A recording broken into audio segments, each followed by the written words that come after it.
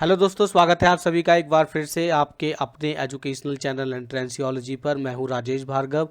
दोस्तों, जैसा कि आप हेडिंग में देख रहे हैं, इस वीडियो का हमारा जो टॉपिक है वो है आयत का परिमाप और क्षेत्रफल, यानी कि perimeter and area of a rectangle. तो हम इसमें सीखेंगे कि आयत का परिमाप क्या होता है, उसे कैसे निकालते हैं, और क्षेत्रफल क्या होता है, उसे कैसे निकालते हैं। ठीक है, तो सबसे पहले मैं आपको बताता हूँ कि एक आयत जो है वो होता क्या है। आयत दोस्तों बेसिकली एक जो है चतुर्भुज को कहते हैं। ठीक है, इस चतुर्भुज की विशेषता क्या होती है कि इसकी आमने सामने की जो भुजाएं होती हैं ना, वो बराबर होती हैं और पैरेलल होती हैं एक दूसरे के। ठीक है, तो अगर ये इसकी लंबाई अगर a मान लें और इसकी चौड़ाई b मान लें, तो ये आमने सामने की भुजाएं जो होगी वो बराबर होती हैं। ऐसे चतुर्भुज को, ठीक है, क्या बोलते हैं हम? आयत बोलते हैं, यानी कि रेक्टेंगल बोलते हैं।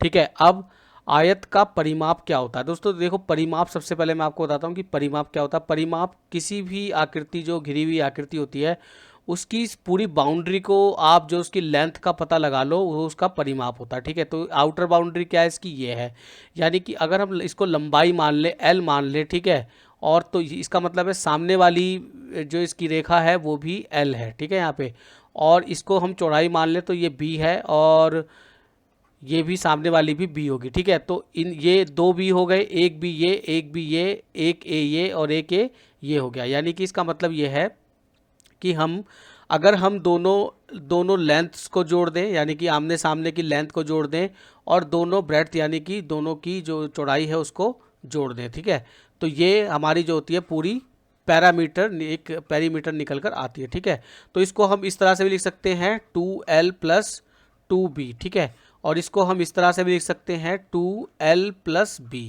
ठीक है, b, l इसमें है आपकी लंबाई यानी कि लेंथ है।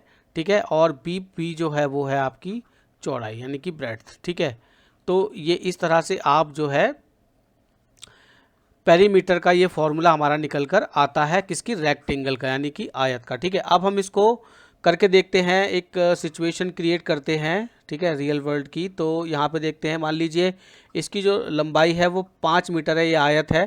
ठीक है, ये आयत है कोई, और इसकी लंबाई जो है वो 5 मीटर है, चौड़ाई 3 मीटर है। तो हम जानते हैं कि आयत में जो आमने सामने की भुजाएं होती हैं वो बराबर होती हैं। इसका मतलब है ये मान लीजिए एक आयत है ए बी सी और डी। ठीक है, तो बी सी बराबर है ए डी के। ठीक है, तो और डी सी बराबर होगी किसके? ए बी के। ठीक है, तो इस तरह से लंबाई और चौड़ाई हमारी निकल कर आ गई है। तो दोस्तों, अब इस रेक्टेंगल का हम परिमाप यहाँ पे पी से डिनोट करते हैं यहाँ पे, और हम फॉर्मूले में रख कर देखते हैं। तो हमारा जो है वो कांस्टेंट रहेगा। 2l, एल कितनी है? लंबाई कितनी है हमारी? 5 मीटर प्लस और 3 मीटर।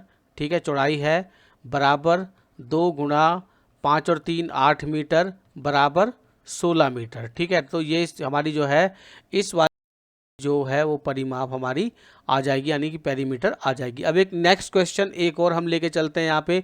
मान लीजिए कोई रेक्टेंगल है, ठीक है, रेक्टेंगल ए बी सी और डी। ठीक है, और इसकी जो रेखा है वो ये है 10 मीटर है, और ये है 6 मीटर। तो इसकी जो पेरीमीटर होगी बराबर वो 2 गुणा एल प्लस बी होगी, यानी कि ब्रेड लंबाई जमा चौड़ाई। ठीक है, 10 मीटर प्लस 6 मीटर, ठीक है, बराबर 2 गुणा 10 और 6 कितना हो गया? 16। ठीक है, मीटर, बराबर 32 मीटर जो होगी इसकी परिमाप होगी पूरी की पूरी। ठीक है, इसमें जो है हमारी 32 मीटर का पूरा ये पेरीमीटर है, यानी कि ये भी 6 मीटर और ये भी 10 मीटर। तो इस तरह से हम परिमाप को कैलकुलेट करते हैं। अब चलिए एरिया ऑफ रेक्टेंगल पे चलते हैं। हमने परिमाप कैलकुलेट करना सीख लिया, एरिया ऑफ रेक्टेंगल पे बात करते हैं अब, कि एरिया ऑफ, मैंने आपको रेक्टेंगल बता ही दिया है क्या होता है। ठीक है, तो अब जो एरिया होता है इस पे हम बात करते हैं। ठीक है, ये जो एरिया होता है इसको कैसे कैलकुलेट करते हैं? मान लीजिए ए बी सी और डी ये ट्राइंगल है, ये ए इसकी जो है वो मान लीजिए, या मैं यूँ कहूँ कि इसकी लंबाई है और बी इसकी चौड़ाई है। तो area of rectangle A into B होगा। ठीक है, और स्क्वायर यूनिट का मतलब है वर्ग मीटर, वर्ग सेंटीमीटर, इस तरह से। ठीक है, वर्ग सेंटीमीटर, इस तरह से स्क्वायर यूनिट। तो अब मान लीजिए कोई रेक्टेंगल हमारे पास है, इस फॉर्मूले से आप आसानी से जो है यानी कि लंबाई गुणा चौड़ाई वाले फॉर्मूले से आप आसानी से जो है जो रेक्टेंगल होता है उसका जो एरिया है वो कैलकुलेट कर सकते हैं। ठीक है, रेक्टेंगल का जो एरिया है वो कैलकुलेट कर सकते हैं। अब मान लीजिए हमें यहाँ पे 7 मीटर कोई किसी रेक्टेंगल की लंबाई दे रखी है और 3 मीटर चौड़ाई दे रखी है। ठीक है, तो हम इसका एरिया कैसे कैलकुलेट करेंगे? लंबाई गुणा चौड़ाई, लंबाई कितनी है यानी कि लेंथ कितनी है इसकी 7 मीटर और चौड़ाई कितनी है 3 मीटर है। ठीक है, तो अब क्या करेंगे 7 तिया 21 और स्क्वायर यूनिट का मतलब होता है कि अब ये मीटर में है तो मीटर स्क्वायर या वर्ग मीटर। ठीक है, तो इस तरह से हम कैलकुलेट करेंगे। एक और सिचुएशन देखते हैं यहाँ पे एरिया ऑफ रेक्टेंगल में।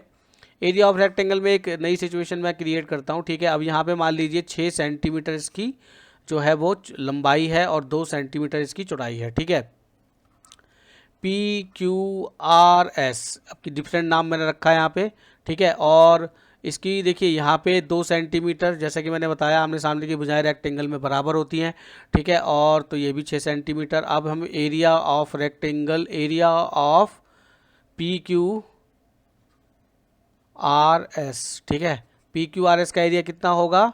लंबाई गुणा चौड़ाई। ठीक है, लंबाई गुणा चौड़ाई बराबर लंबाई कितनी है 6 सेंटीमीटर और चौड़ाई कितनी है 2 सेंटीमीटर। ठीक है, तो 2